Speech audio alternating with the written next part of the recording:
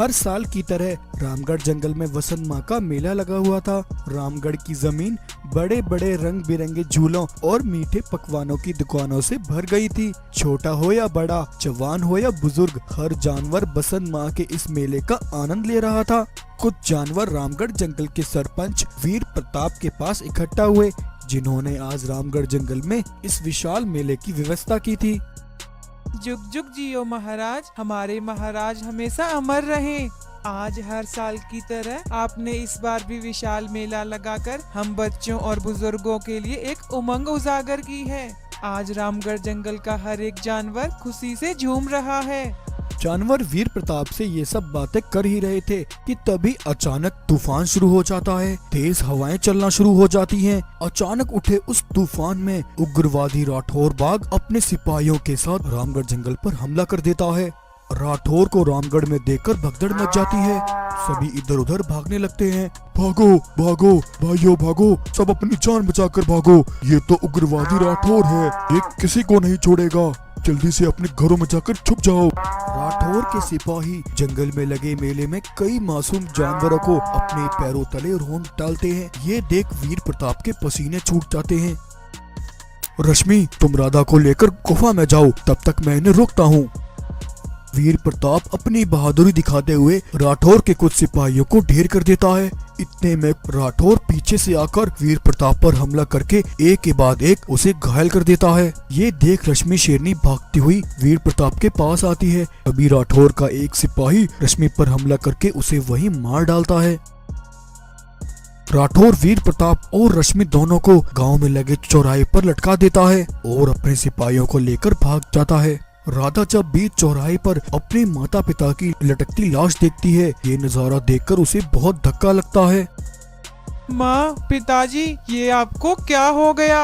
उस जालिम ने एक ही पल में मुझसे मेरी जिंदगी छीन ली। पिताजी, मैं कसम खाती हूँ, मैं उस जालिम राठौर का सर्वनाश करूँगी। उसने आज जो तुम्हारे साथ किया है, उससे 100 गुना बदतर मौत मैं उसे दूंगी। चाहे जितना भी समय लगे, मैं उस जालिम को उसके अंजाम तक पहुँचा कर रहूंगी।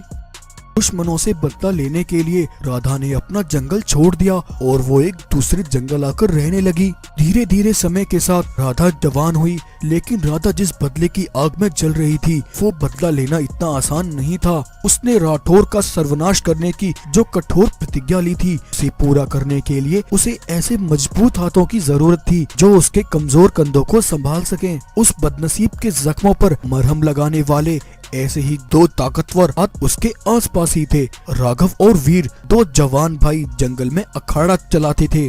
उनके अखाड़े में दूर देशों से जानवर पहलवानी की ट्रेनिंग लेने आते। दोनों भाई वहां आए जानवरों को कुश्ती के दांव पे सिखाते।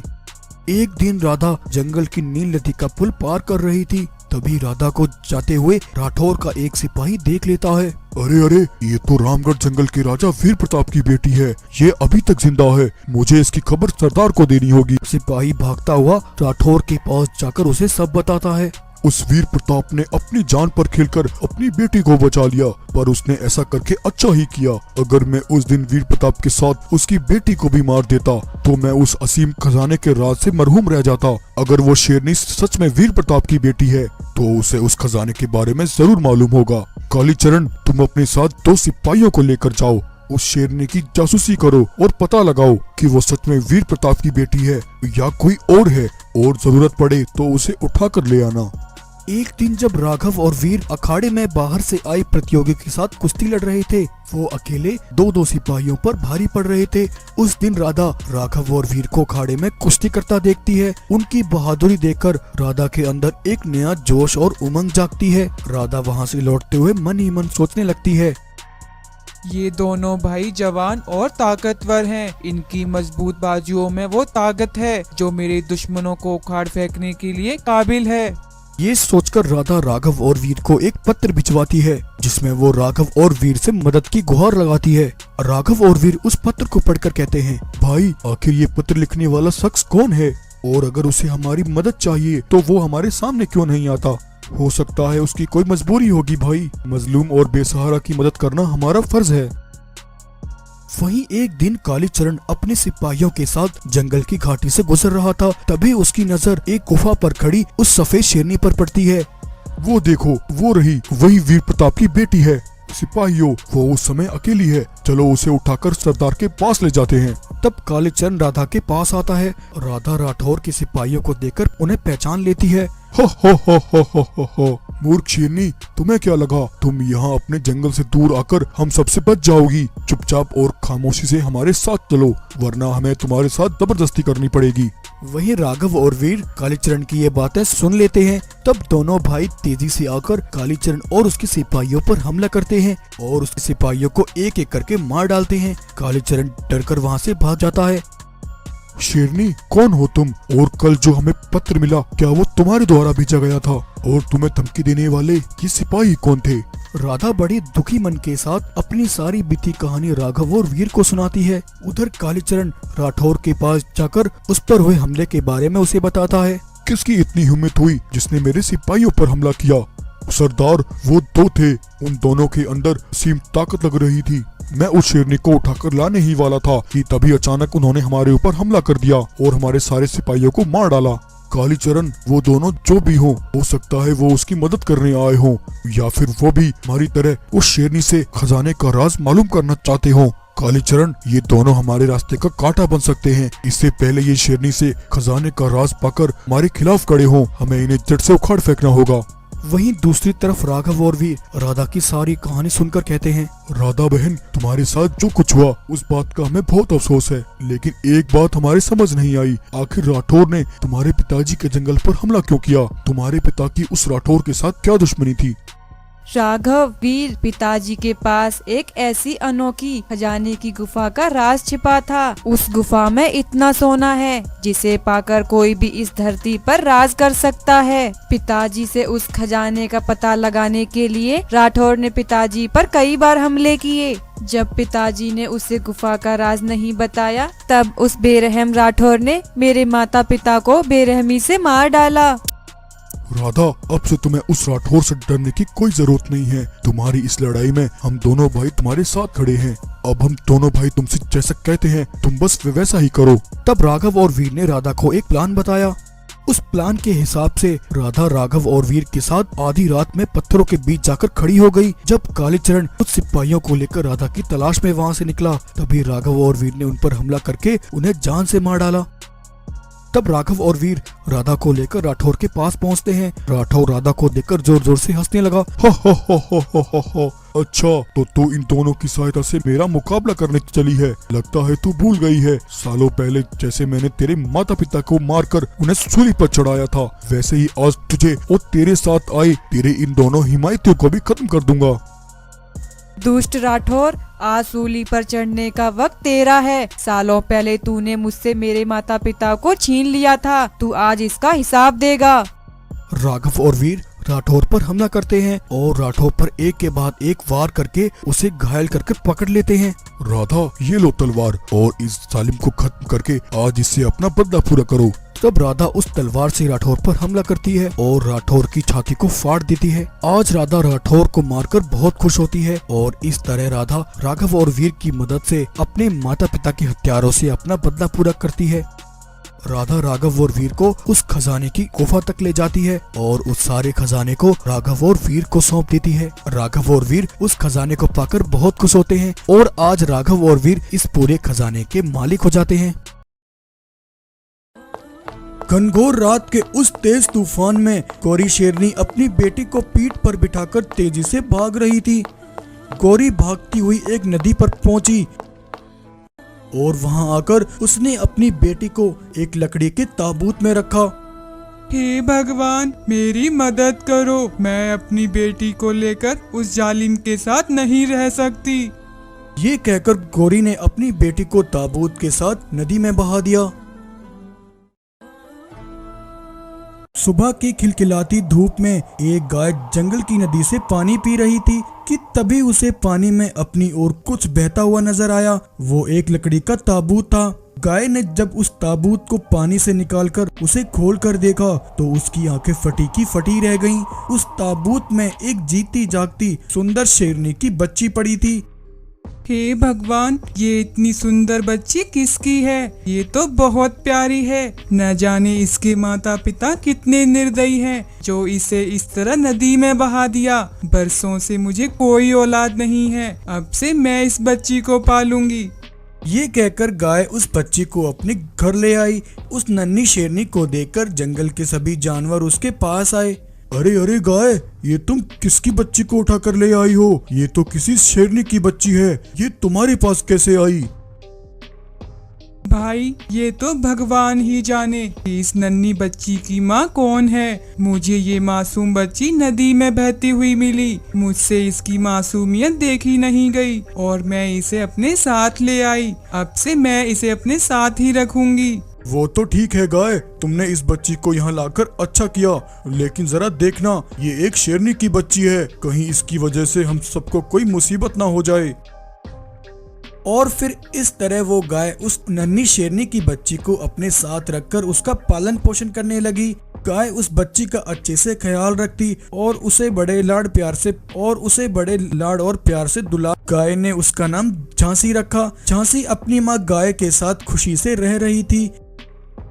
वहीं एक दिन एक शेरनी चलते चलते उस जंगल में आई और दूर एक जगह खड़े होकर वो किसी को देखने लगी, मानो वो किसी की निगरानी कर रही हो। उस शेरनी ने कुछ देर वहां खड़े होकर गाय के पास खेल रही उस नन्ही बच्ची को देखा और उसे देखकर वहां से वापस लौट गई। अगले दिन फिर वो शेरनी सबसे छुपते छुपाते वहां आई और दूर खड़े रहकर उस नन्ही बच्ची को देखने लगी और कुछ देर बाद वो वापस लौट गई।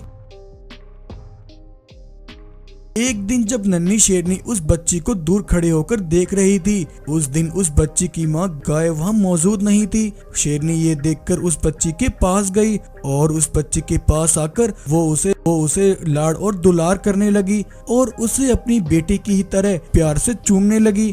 तभी इतने में गाय वहां आई। जब गाय ने अपनी बच्ची को उस शेरनी के साथ खेलते हुए देखा तो वो हैरान हो गई।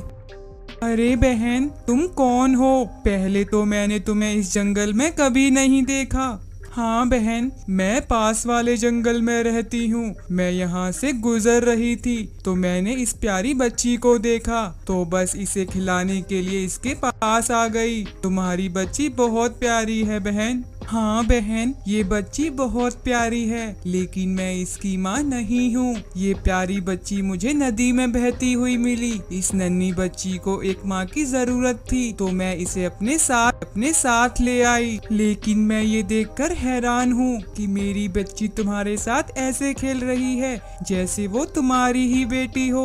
मैंने अपनी बच्ची को ऐसा करते हुए किसी के साथ नहीं देखा। न जाने इसकी माँ कैसी निर्दयी रही होगी जिसने नन्ही सी जान को नदी में बहा दिया। नहीं बहन, हो सकता है इसकी माँ की कोई मजबूरी रही हो। अपनी औलाद को खुद से दूर करने का दुख तो एक माँ ही समझ सकती है। ये कहकर शेरनी वहां से चली गई।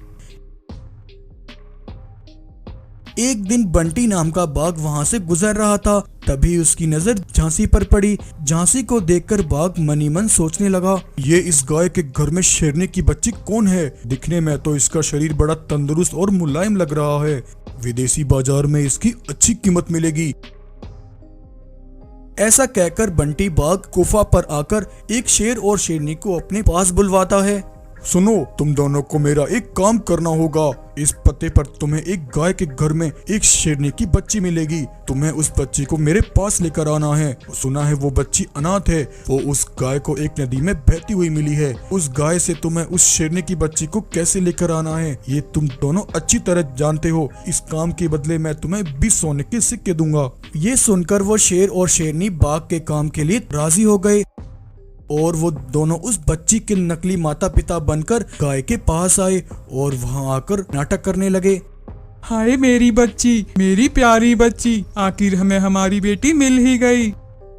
हाँ शेरनी, हमें हमारी बेटी आज वापस मिल गई। मैं तुमसे हमेशा कहता था हमारी बच्ची एक दिन हमें जरूर मिलेगी। भगवान तेरा बहुत बहुत शुक्रिया, तूने हमें हमारी बेटी वापस लौटा दी। गाय बहन, तुम्हारा बहुत शुक्रिया, तुमने हमारी बेटी की जान बचाई और उसका इतने दिनों तक ख्याल रखा। अब हमें हमारी बेटी मिल गई है, हम अपनी बच्ची को लेकर जा रहे हैं।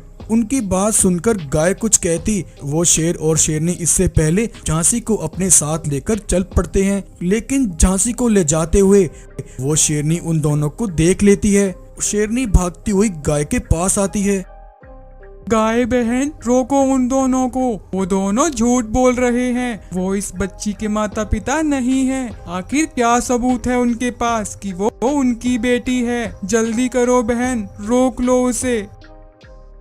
तब ये सुनकर गाय शेर और शेरनी के सामने आकर उनका रास्ता रोक लेती है। रुको भाई, अगर तुम ये कह रहे हो कि ये तुम्हारी बेटी है तो तुम्हारे पास इसकी कोई तस्वीर जरूर होगी। अगर ये वास्तव में तुम्हारी बच्ची है तो इसकी कोई ना कोई निशानी तुम्हें मुझे बतानी होगी। ये सुनकर शेर और शेरनी के पसीने छूट जाते हैं। निशानी? दरअसल गाय, हमने अपनी बच्ची को कभी ध्यान से ही नहीं देखा और हमने कभी इसकी कोई तस्वीर भी नहीं ली। ऐसा कैसे हो सकता है कि तुम्हारे पास अपनी बच्ची की कोई तस्वीर ना हो? ये तुम्हारी बच्ची है, इस बात का तुम्हारे पास क्या सबूत है? ये सुनकर शेर और शेरनी के डर के मारे पसीने छूटने लगे। वो दोनों समझ गए कि अब उनकी पोल खुलने वाली है। वो शेर और शेरनी झांसी को वहीं छोड़कर वहां से दुम दुबाकर भाग गए। तभी इतने में जंगल के बाकी जानवर भी वहां आए। क्या हुआ गाय बहन, वो दोनों शेर और शेरनी कौन थे? तब गाय जानवरों को सारी बात बताती है। वो तो भला हो उस शेरनी का जिसने समय पर आकर मुझे उनका राज बताया। ये कहकर गाय ने जैसे ही पीछे मुड़कर देखा, वो शेरनी वहां से जा चुकी थी। अरे गाय बहन, तुम किस शेरनी की बात कर रही हो? यहाँ तो कोई भी नहीं है। नहीं भाइयों, वो शेरनी यही थी। उसी ने मुझे झांसी को ले जाने से उन दोनों को रोकने के लिए कहा। न जाने मेरा मन बार बार ये क्यों कहता है कि हो न हो वो शेरनी ही झांसी की असली माँ है। झांसी उसी की बच्ची है। गाय, अगर ऐसी बात है फिर तो हमें उस शेरनी का पता करना होगा। वो कहाँ रहती है? अगर वो झांसी की असली माँ है तो उसने अपनी बच्ची को क्यों छोड़ दिया? आखिर उसके ऐसा करने के पीछे उसकी क्या मजबूरी रही होगी? झांसी को उसकी असली माँ तक पहुँचाने के लिए हमारा ये सब जानना बहुत जरूरी है। उधर एक रात वो शेरनी पेड़ के नीचे खड़ी होकर अपनी बेटी के बारे में सोच रही थी। तभी वहाँ गाय और सभी जानवर उस शेरनी के पास पहुँचे। शेरनी बहन, हमें पता चल चुका है, झांसी तुम्हारी ही बेटी है, उसकी असली माँ तुम ही हो। अब हम तुमसे ये जानना चाहते हैं कि आखिर तुम्हारी ऐसी कौन सी मजबूरी रही कि तुमने अपनी प्यारी बच्ची को नदी में बहा दिया और तुमने अपनी बच्ची को अपने से अलग क्यों किया? तब गौरी शेरनी दुखी होकर जानवरों को सारी बात बताती है। क्योंकि मैं अपनी बच्ची को अपने साथ नहीं रख सकती। लेकिन क्यों? और तुम अपनी बच्ची को अपने साथ क्यों नहीं रखती? क्योंकि इस बच्ची के पिता मेरा पति शराबी है। वो दिन रात नशे में चूर रहता है। उसे अपने बच्चों की कोई परवाह नहीं है। ये मेरी दूसरी बेटी है। जब मेरे घर में पहली बेटी ने जन्म लिया तब मेरे पति ने मुझे बहुत मारा और मेरे ऊपर बहुत जुल्म किए।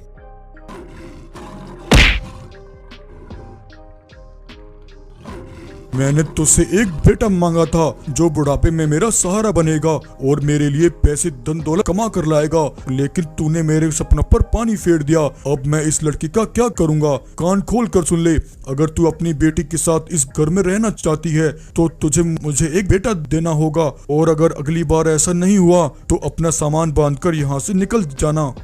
और जब मैं फिर से गर्भवती हुई तो मैंने अस्पताल जाकर अपने बच्चे की जांच कराई और मुझे पता लगा कि मेरे गर्भ में फिर से एक बेटी है। तब मैं बहुत डर गई और मैंने अपने पति को न बताते हुए अस्पताल में ही अपनी बेटी को जन्म दिया। वो मेरी बेटी को देखकर हम दोनों को घर से ना निकाल दे, इसलिए अपनी बेटी के भविष्य के लिए। तब सभी जानवर शेरनी को लेकर रघु शेर के पास गए और वहां जाकर रघु को सारी बात बताई। रघु ने गौरी की दुख जब जंगल के जानवरों ने गौरी की कहानी सुनी तब उन्हें गौरी पर बहुत दया आई। शेरनी बहन, तुम चिंता मत करो, हम सब मिलकर महाराज रघु के पास चलते हैं, वो तुम्हारी मदद जरूर करेंगे।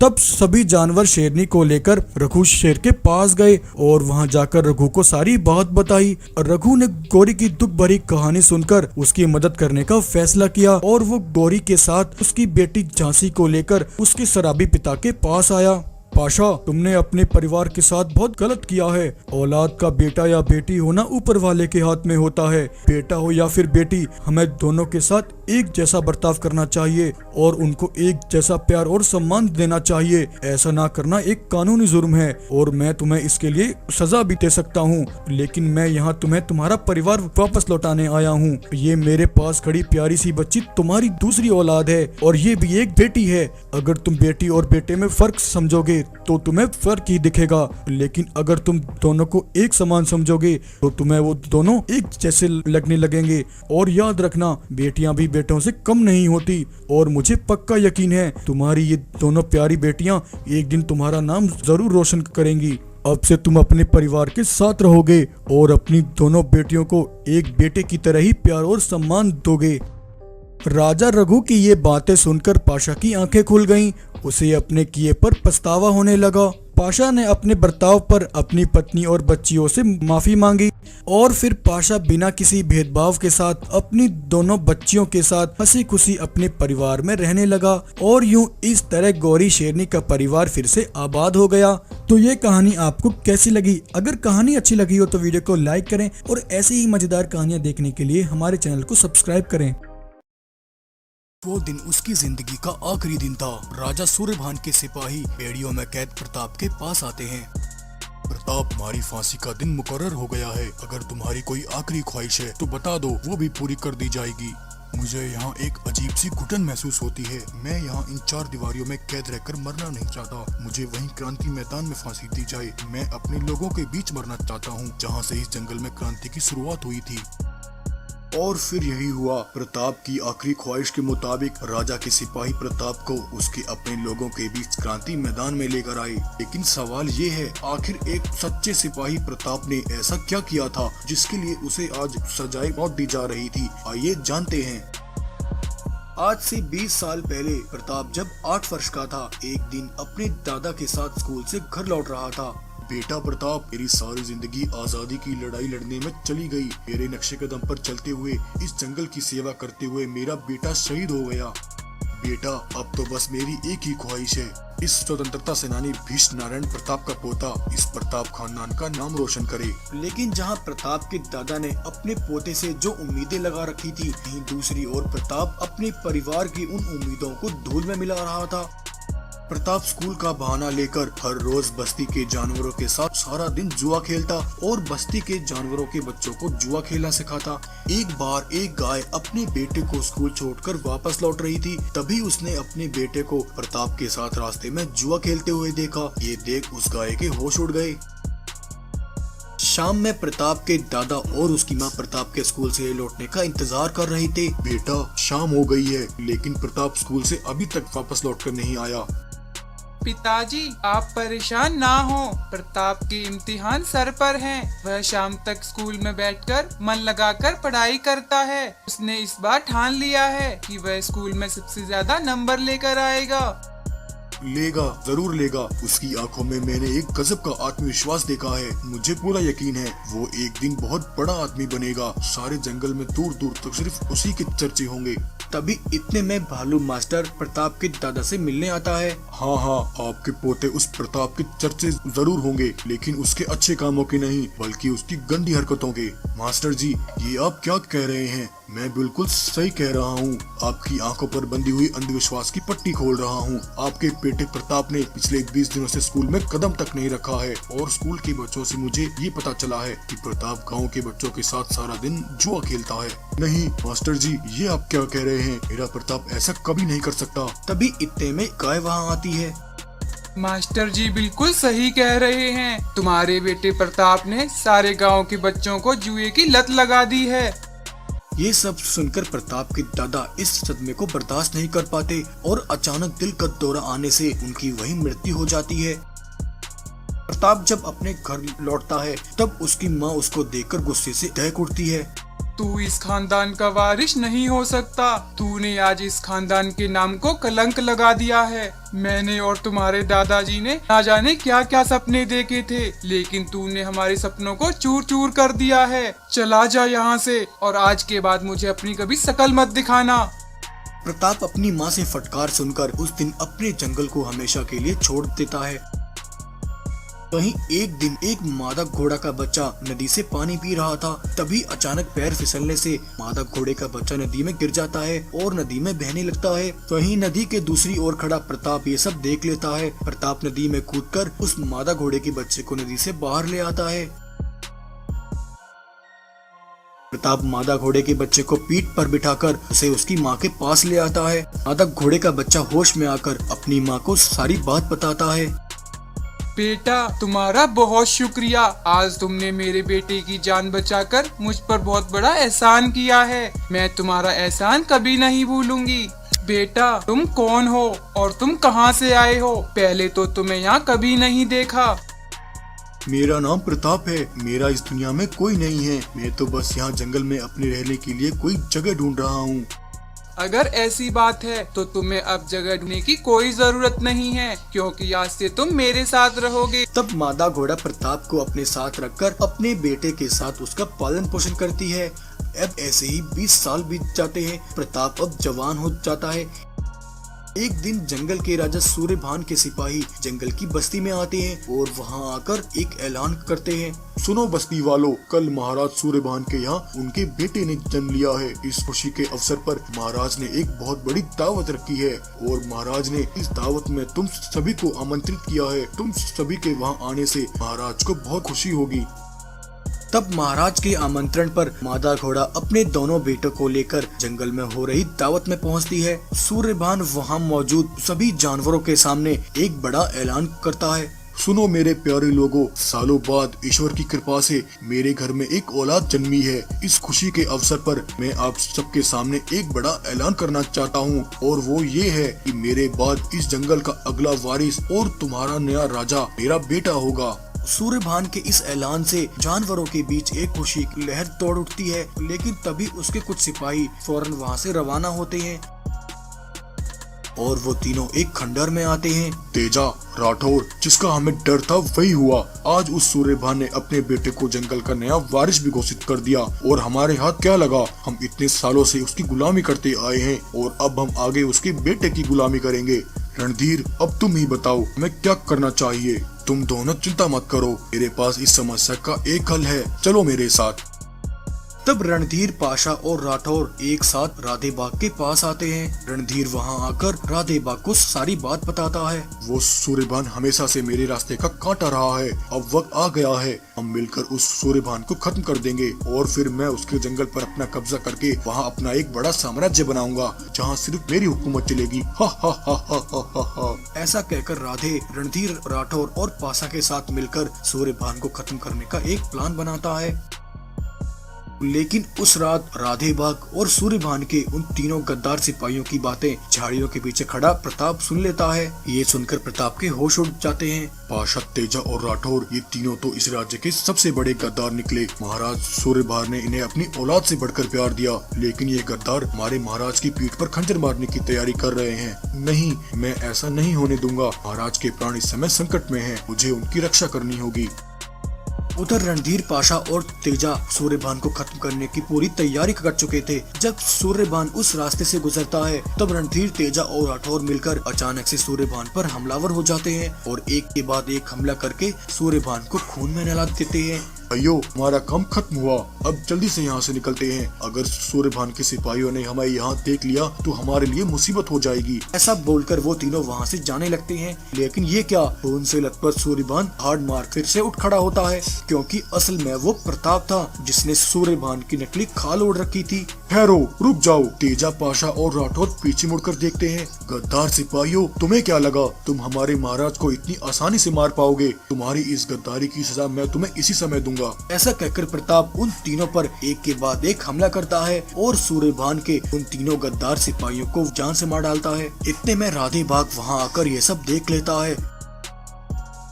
राधे ये देखकर सूर्यभान के पास जाकर उसे प्रताप के बारे में सब बता देता है। महाराज आपके राज्य में एक बागी पैदा हो गया है। उस प्रताप ने आपके तीनों वफादार सिपाहियों को मेरी आंखों के सामने उन्हें मौत के घाट उतार दिया और वो अब तुम्हें खत्म करने के लिए इसी ओर आ रहा है। जब प्रताप सूर्यभान के पास लौटता है तब सूर्यभान के सिपाही प्रताप को वहीं गिरफ्तार कर लेते हैं और इस तरह राधे बाग ने बड़ी चालाकी से अपने रचाए सारे खेल का इल्जाम मासूम प्रताप के ऊपर लगा दिया। महाराज अब जल्दी से इस गद्दार को सूली पर चढ़ाया जाए। इसने जो गद्दारी की है उसकी सजा सिर्फ मौत है।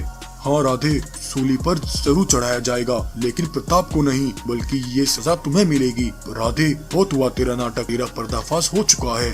दरअसल प्रताप ने पहले ही सूर्यभान के पास जाकर उसे राधे बाग की इस बड़ी साजिश के बारे में बता दिया था।